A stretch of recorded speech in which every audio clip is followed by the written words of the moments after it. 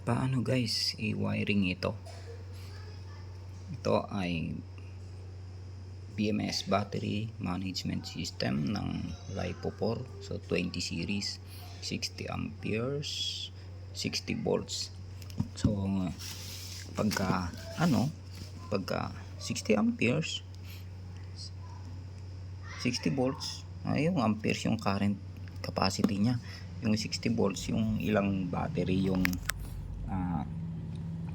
pwede mong i-series. Dito ay sabi niya ay 20 series. Pero pwede ring 19 na i-series. Huwag mo lang gamitin yung isang wire.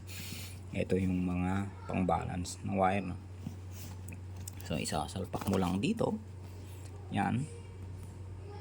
Kulang ito, malaki na to, no? Ilalagay mo rin ito dito. Pagka binilang mo lahat ng pula is 20. Itong itim na to ay para sa negative ng battery. Tapos ito namang nakasulat dito na UART. Ayan yung universal asynchronous receive and transmit. So yan yung communication, kanyang Bluetooth. Ito, yan yung kanyang Bluetooth. So ilalagay mo dito yung connection ng Bluetooth. Yan, ilalagay mo lang dyan. Tapos ito sa battery bank. Usong ubo. So yun sa battery bank yan. Saglit lang at paliwanag natin. So itong mga to ay LiPo4 battery, 30 to 650 ito. So iba-iba yung itsura, ano? Halimbawa na lang ito.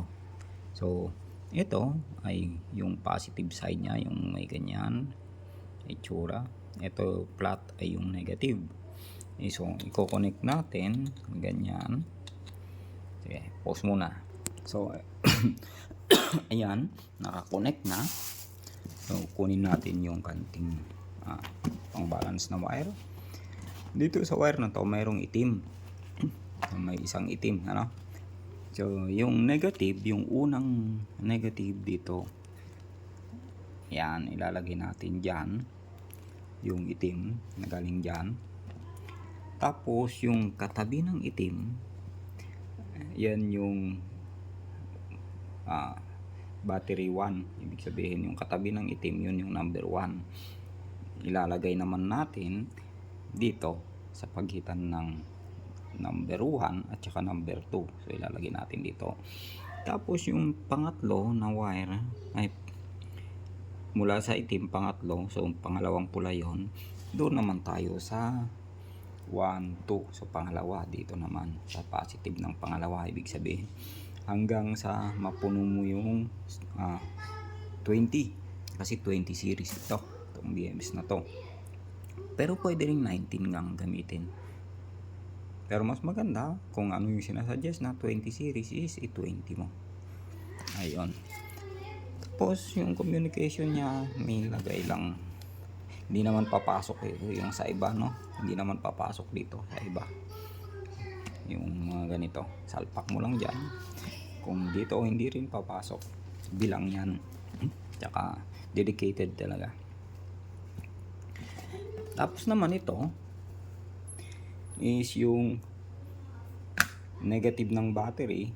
I-connect mo ito sa negative ng battery kung saan mo kinunik yung itim kanina. Yan, nakakonek yan dyan. Tapos yung ito, yung P negative ay yung galing na sa charger mo o galing sa solar charge controller. Yan, negative ng solar charge controller na papunta sa battery. So dito mo i-connect sa halip na dito sa negative ng battery. Dito muna sa power, negative. Tapos ito pupunta sa sa battery, negative. Yan. Tapos yung positive ng solar charge controller mo ay pupunta na sa positive. So ganun ang may BMS. So katulad lang din ng ng active balancer. So may mga wire lang din na ganito.